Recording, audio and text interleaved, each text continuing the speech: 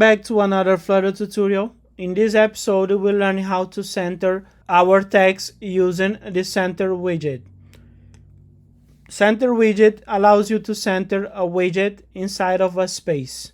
Come right here inside of your body, hover over your text widget, click on it, and then click on this option right here, this yellow bolt, and then select this option, wrap with center. When you do this will add a center widget, and you can see this text widget is now a child of this center widget.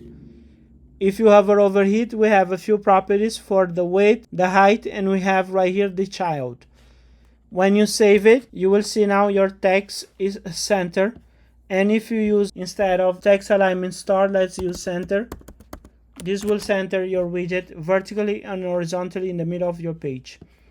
This is because the center widget is a direct child for your scaffolding widget. Remember, scaffolded widget create your page, and in the body, this space, you create your user interface. And for this example, we just have this center widget with this text widget as a child.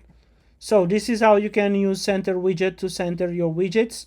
This is it for this video. See you on the next one.